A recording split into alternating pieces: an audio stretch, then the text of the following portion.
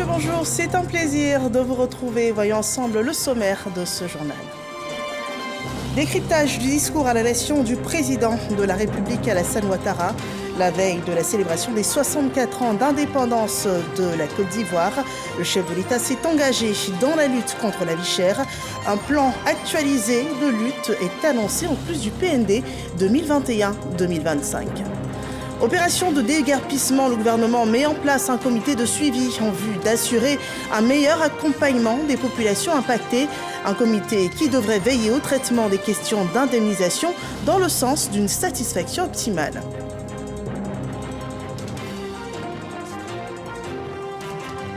Et puis le point des JO. Dans ce journal, l'aventure olympique des athlètes ivoiriens aux 33e Jeux olympiques.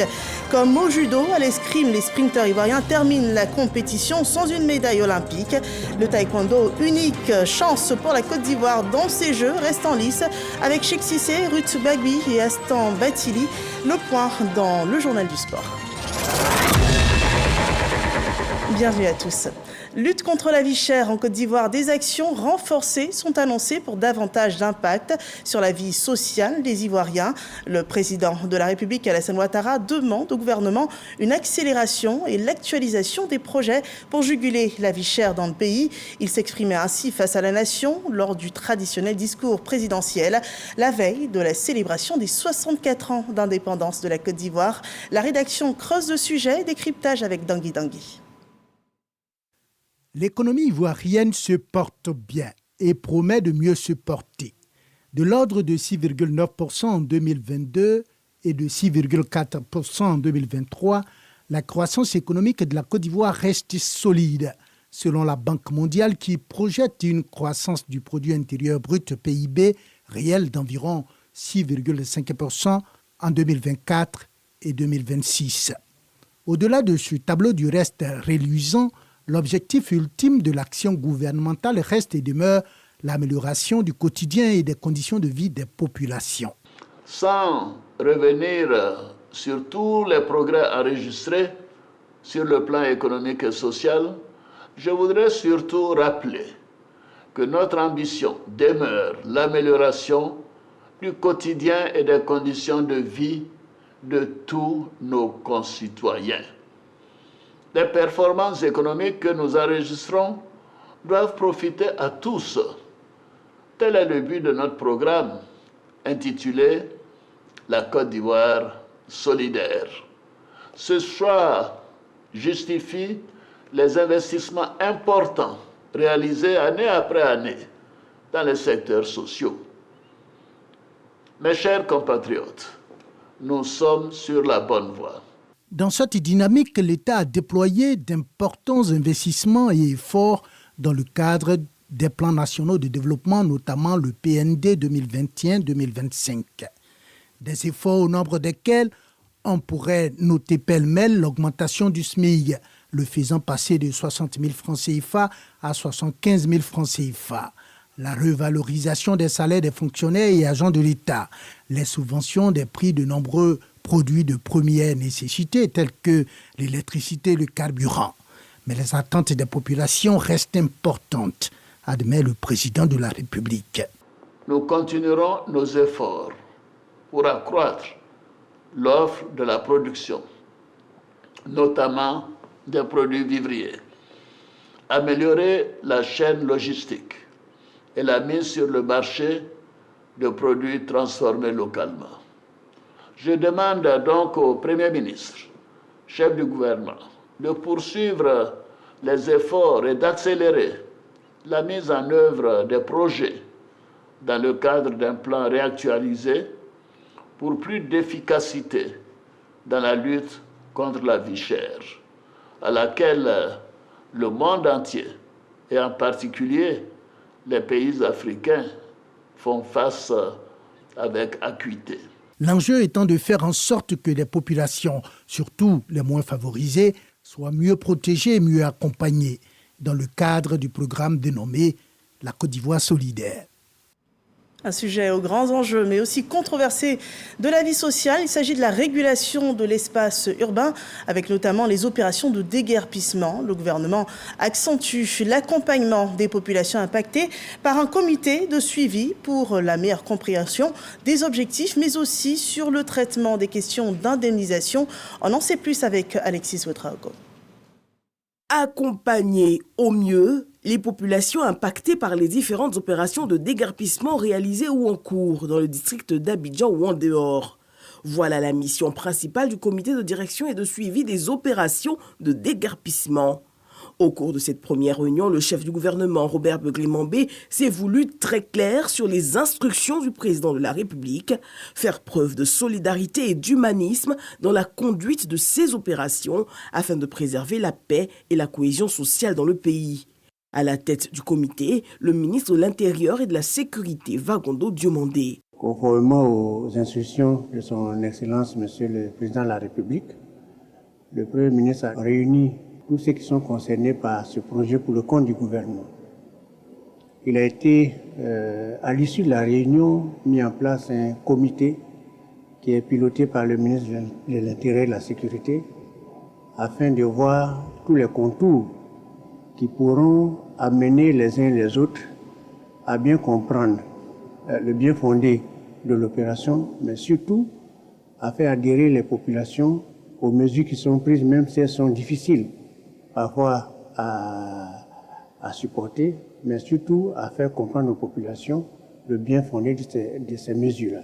Ce comité devrait veiller également à un meilleur traitement des questions d'indemnisation liées au déguerpissement, notamment dans le sens d'une satisfaction optimale de l'ensemble des populations impactées.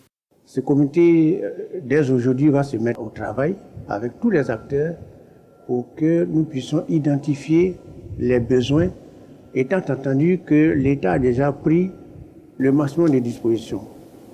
Il est sûr de tout le monde qu'un compte séquestre est en place.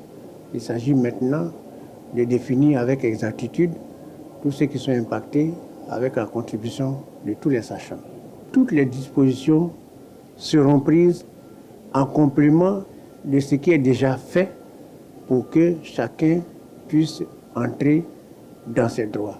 Avec le ministère de l'Intérieur et de la Sécurité, ce comité de suivi est également composé des ministères de la Construction, du Logement et de l'Urbanisme, de l'Équipement et de l'Entretien routier, de la Santé, de l'Hygiène publique et de la Couverture maladie universelle, ainsi que celui de la Cohésion nationale, de la Solidarité et de la lutte contre la pauvreté. À travers la mise en place de ce comité, le gouvernement marque ainsi toute sa proximité et sa solidarité avec les populations visées par les opérations de déguerpissement. Et nous faisons un retour en image à la primature sur la réunion préparatoire d'un sommet économique qui se tiendra en Côte d'Ivoire dans l'optique de la lutte contre la pauvreté. Alexis Ouedraogo nous fait le point.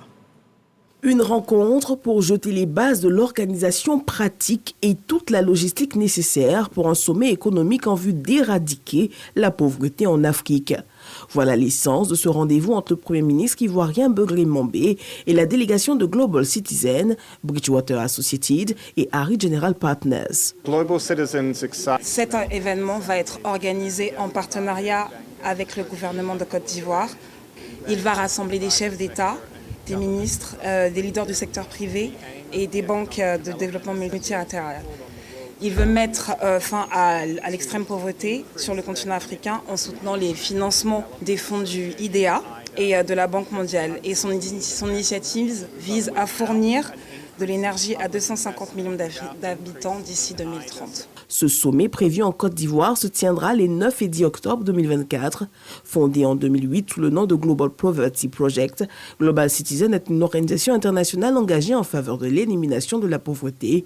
L'organisation de ce sommet, le tout premier en Côte d'Ivoire, permettra de sceller de nouveaux partenariats. Nous parlons à présent de mérite et de distinction à la Grande Chancellerie de Côte d'Ivoire. 35 personnalités ont été récompensées pour leur contribution au rayonnement de la Côte d'Ivoire. Ils sont issus des secteurs sociaux, professionnels. Ce sont des acteurs de l'excellence qui ont été faits officiers, chevaliers dans l'ordre du mérite ivoirien, mais également commandeurs dans l'ordre national. La cérémonie annuelle de décoration à la Grande Chancellerie, traditionnellement organisée au lendemain de la fête de l'indépendance de la Côte d'Ivoire, une nouvelle fois mis à l'honneur l'excellence ivoirienne. C'est une distinction qui témoigne donc de la reconnaissance publique, un attribut souverain de l'État de Côte d'Ivoire. Dans le secteur de la communication et des médias, l'Agence de soutien et de développement des médias propose un plan stratégique d'appui sur 2 ans. L'ambition, c'est de mobiliser des ressources financières afin de bâtir des médias éditorialement responsables et économiquement viables. Explication dans cet élément de Hamidi Arasouba et Jean-Marc Djadji. Tous les acteurs des médias présents pour la présentation du plan stratégique 2024-2026 de l'Agence de soutien et de développement des médias, ASDM. Étendu sur 3 années, il vise à moderniser l'écosystème des médias qui est en proie à de nombreuses difficultés. Nous sommes convaincus que les actions prévues dans ce plan permettront non seulement de soutenir les médias existants et d'assainir l'environnement du secteur, mais aussi de favoriser l'émergence de nouveaux acteurs dans le paysage médiatique. À travers ce plan stratégique, le ministre de la Communication, Amadou Koulibaly, espère en un secteur médiatique économiquement viable et éditorialement responsable. C'est un processus inclusif qui a pris en compte tous les acteurs du secteur et nous voulons compter sur eux pour sa mise en œuvre. Il est ambitieux par son champ d'application. Il est ambitieux pour les délais que nous nous sommes donnés pour le mettre en œuvre. Il est ambitieux par son coût, mais des pistes de financement ont été identifiées qui sont essentiellement des pistes de financement national, local, comme la taxe sur la publicité, par exemple, et un assainissement donc de la gestion des ressources mises à la disposition de l'ASDM. Donc nous restons très optimistes. Ce plan stratégique de développement prend en compte les entreprises de presse, les sociétés d'édition et de distribution.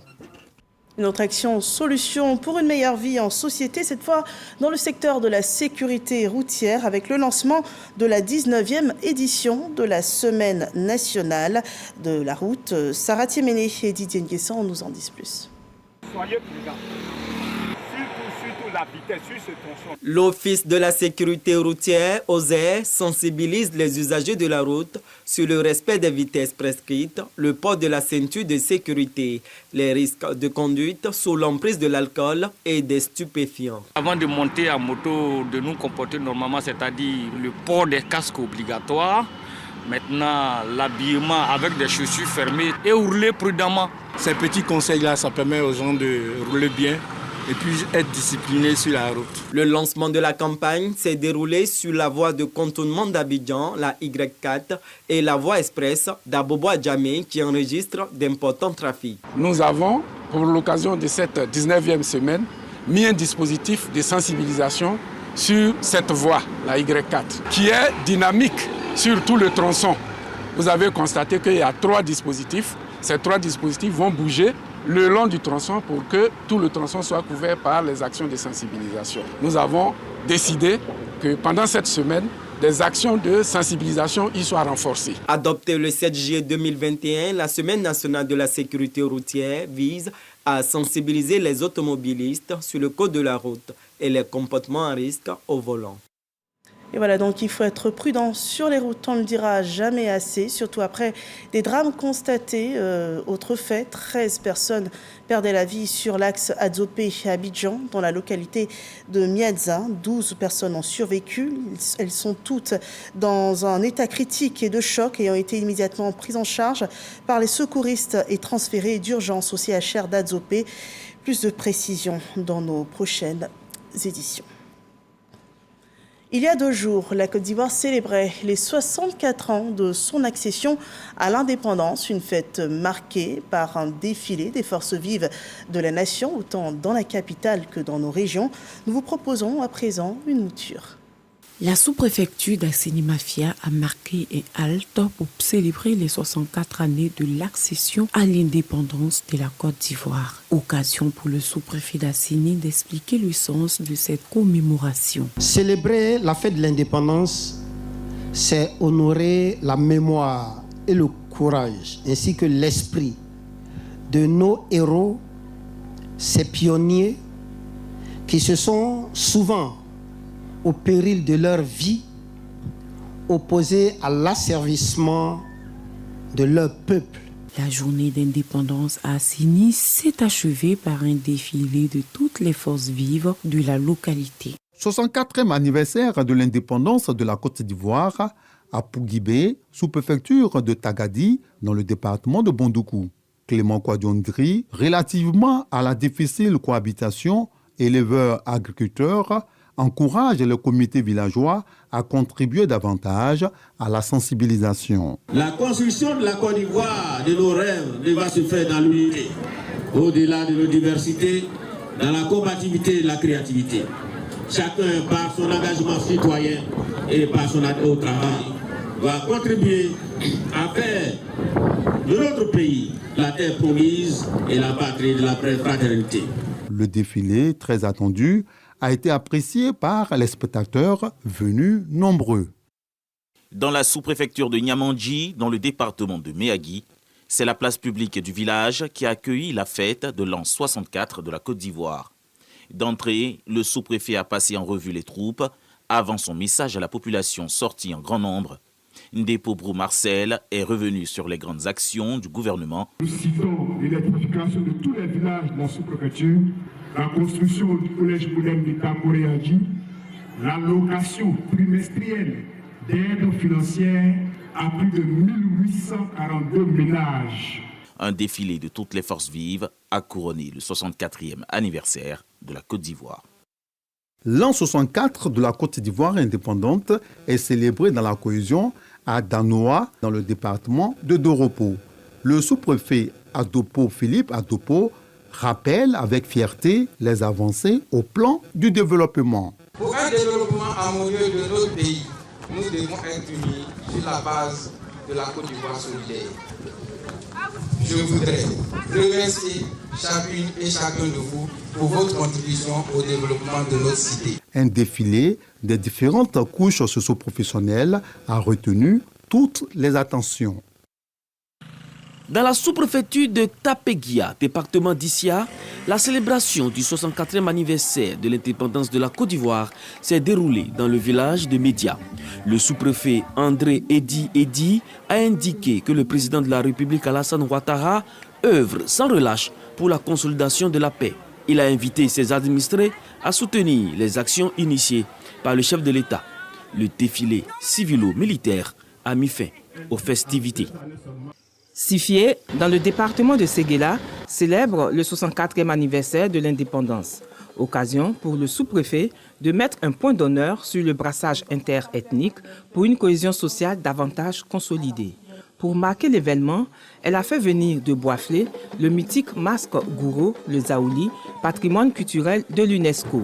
Dans son adresse, Célestine Irié-Lou-Irié a invité les populations Koyaka et Gouro à maintenir le cap du vivre ensemble. Les populations ont été invitées à faire preuve de civisme en s'inscrivant massivement sur la liste électorale.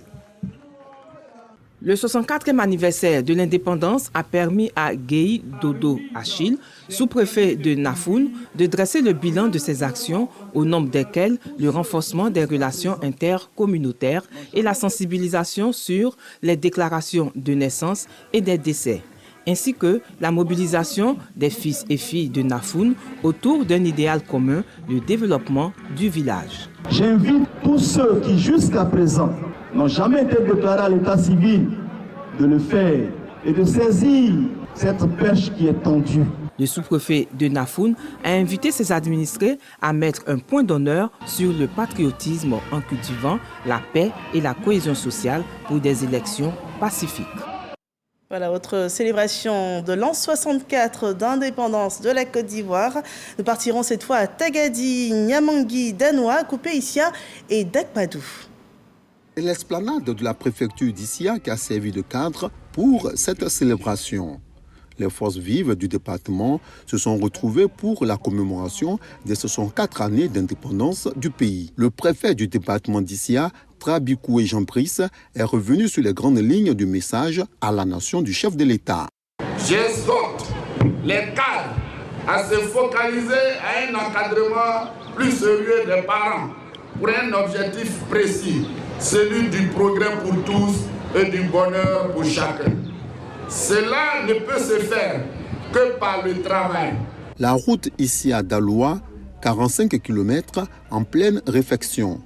C'est dans le village de Beyo que les populations de Dakbadou se sont retrouvées autour de leur sous-préfet dans une ambiance festive pour célébrer l'indépendance de la Côte d'Ivoire. Pour Omar Viviane Manissan, le respect des lois doit caractériser les populations. Le respect fait barrage au comportement agressif, au conflit communautaire. Le respect des lois nous préserve des sanctions pénales. Les meilleurs agents de développement et les meilleurs élèves de la sous-préfecture de Dakbadou ont été distingués à l'occasion. L'an 64 de la Côte d'Ivoire indépendante dans la sous-préfecture de Satama-Sokoro est célébrée cette année dans le village de Kowera. Une fête tournante initiée par le sous-préfet de la localité, Ouloté Adaf Nenyene, pour communier régulièrement avec l'ensemble des populations issues de la sous-préfecture de Satama-Sokoro. Le sous-préfet Ouloté Adaf Nenyene a, lors de son discours, invité ses administrés au travail, à la cohésion et au civisme. Pour ce 7 août 2024, Satama-Sokoro a eu droit au défilé de l'indépendance. Beoumi, 60 km à l'ouest de Bouaké. Ce chef-lieu de département est aux couleurs nationales dans le cadre de l'an 64 de l'indépendance. Traoré, né Moïse Henri Imelda Marguerite Marie Doussou, préfet de Beoumi, est aux commandes de la célébration. Son discours met en relief les acquis du département. Beoumi connaît une transformation avec de nouvelles infrastructures. Traoré Moïse Henri Imelda Marguerite Marie Doussou a surtout invité les populations de Beoumi à se mettre ensemble pour continuer l'œuvre de développement de leur localité. Le défilé de l'indépendance a été l'affaire des forces de défense et de sécurité et plusieurs couches socio-professionnelles. La Côte d'Ivoire indépendante a 64 ans. À Didierville, la célébration a rassemblé les forces vives autour du préfet du département. L'autorité administrative a traduit la gratitude des populations au président de la République, Alassane Ouattara, pour les projets de développement qui ont changé qualitativement le visage de Didierville. Hachi Yapi Alexandre dresse le bilan des projets agricoles dans la localité et invite les populations à se constituer en coopérative et groupements afin de bénéficier de l'appui technique et financier de l'État et des partenaires au développement. Le traditionnel défilé des forces de défense et de sécurité, des associations des femmes et des jeunes a donné un caractère festif à la célébration de l'an 64 de l'indépendance à Didierville. Célébration de l'an 64 de l'indépendance de la Côte d'Ivoire à Sakassou, région d'Egbeke. Les populations mobilisées au terrain du lycée de la localité ont fêté avec faste. Défilé sensationnel des différentes couches sociales. Dans son adresse, le préfet de Sakassou, Bonaventure Tiegbe, a salué les efforts du gouvernement dans le développement de la localité avec la réalisation de plusieurs infrastructures. Il a en outre invité les populations à la paix et la cohésion sociale. Et voilà, nous sommes vendredi et Samuel Metch nous rejoint pour l'actualité sportive de la semaine. Ouvrons maintenant le journal du sport dans ce 13h.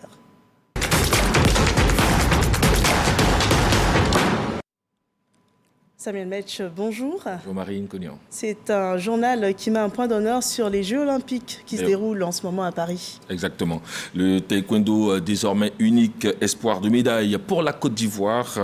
3 athlètes en lice au taekwondo si on considère la possibilité de repêchage de Ruth Gbagbi qui a chuté d'entrée dans son face-à-face avec la jeune Hongroise de 18 ans, les 12e mondiales. L'Hongroise donc a battu Ruth Gbagbi 2-1. Et Ruth Gbagbi rate ainsi donc son entrée, mais nous gardons donc une petite lueur d'espoir parce que si la Hongroise se hisse en finale, Ruth Gbagbi peut être repêchée et donc pourra compétir pour une médaille de bronze. Demain samedi 10 août, nous aurons donc l'entrée en lice du champion du monde en titre, Cissé Cheikh Salah, et puis Astan Batili aussi qu'on aura face à l'Ouzbek Ozipova à 9h35 GMT. Et voilà, donc les taekwondoïstes sont l'espoir de la Côte d'Ivoire. Hier, on a pu voir le quatuor des sprinteuses ivoiriennes en larmes. Qu'est-ce qui explique cela? Et elles étaient en larmes parce que justement pour ce qui concerne donc Marie-Josée Talou et Muriel Aouré, ce sont leurs derniers Jeux olympiques. Elles étaient en larmes parce qu'elles avaient voulu donner quelque chose à la Côte d'Ivoire. Sur 13 participants, il ne reste à la Côte d'Ivoire que 3 possibles chances de médaille. Si au judo et en escrime, nous sommes sortis donc dès les premières heures. En athlétisme, nous avons, grâce aux sprinteuses Marie-Josée Talou et Jessica Gbaï, donc pu accéder en finale des 100 et 200 mètres, ce qui nous classe donc parmi les 10 meilleurs de ces différentes épreuves. Clap de fin donc pour Marie-Josée Talou et Muriel Aouré, je l'ai dit, et c'est pour cela qu'elles étaient en pleurs, naturellement encouragées par le ministre en charge des sports, Mech Adjé Silas. On a également la Ligue des champions féminines. Et oui, au niveau du football, la Ligue des champions féminines éliminatoire zonale, la compétition pour la phase qualificative afin de décrocher une précieuse place, UFOAB donc démarre demain samedi 10 août jusqu'au 23 août à Yamoussoukro et à Bouaké. L'Inter, championne de Côte d'Ivoire et seul représentant ivoirien après donc espère se qualifier pour la deuxième fois cette saison. Les filles du président Jean de Dieu Conan ouvrent le bal demain à Bouaké face à l'équipe Aïnonvi FC du Bénin. Et vu que nous sommes en Côte d'Ivoire, on revient sur l'actualité de la semaine qui lance à 64, donc les 64 ans d'indépendance de la Côte d'Ivoire. Comment ça a été célébré au niveau du sport? Ça a été célébré, on dirait, avec faste, mais avant, on a eu quand même cette note triste au niveau du football africain et mondial. On peut le dire, donc Issa Hayatou, voilà, donc, qui a été patron de la CAF, Confédération africaine de football, de 88 à 2017, soit 29 ans.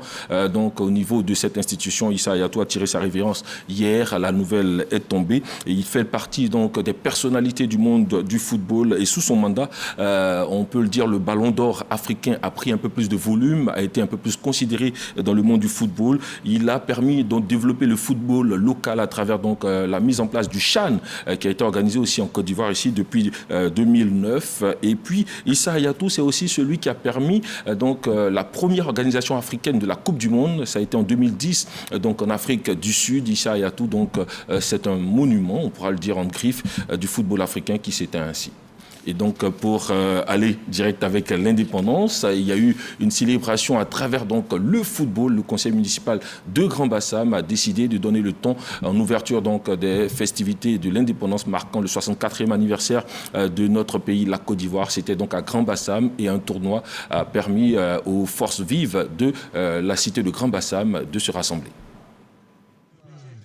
C'est sur le nouveau terrain synthétique de la ville historique de Grand Bassam que les différentes équipes se sont donné rendez-vous afin de célébrer avec le maire Jean-Louis Moulot la fraternité et la cohésion. Nous avons voulu, dans le sens de la fraternité, organiser cette rencontre sportive. L'idée, c'est vraiment de se retrouver autour d'une activité sportive pour affermir notre cohésion à travers ce type de rencontre-là, construire ensemble cette Côte d'Ivoire solidaire. Dans le premier match, les fonctionnaires de Grand Bassam en vert et noir ont dominé 3-1 l'équipe composée des agents municipaux, des conseillers et adjoints au maire associés aux représentants du conseil régional. Les agents municipaux ont été vengés par leur équipe féminine en orange qui a battu celle des fonctionnaires 3-0. Ensemble, nous avons livré le meilleur du bon football pour faire plaisir au maire Jean-Louis Moulot et nous ne pouvons que le remercier d'avoir initié cette compétition. Dans la grande finale, les forces de défense et de sécurité ont joué d'expérience pour distancer au score la jeunesse communale de Grand Bassam en rouge 4-2.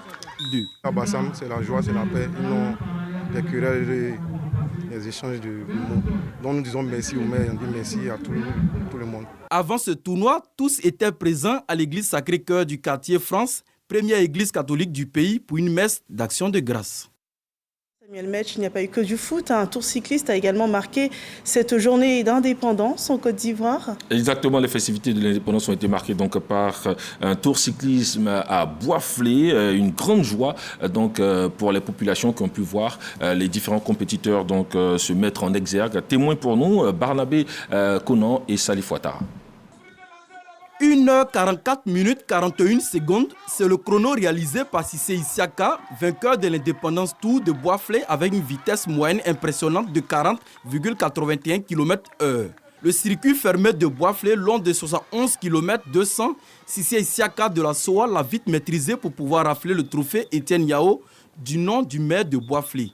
Aucune course cycliste en Côte d'Ivoire ne se déroule sans voir l'excellent rouleur de la SOA monter sur la plus haute marche du podium.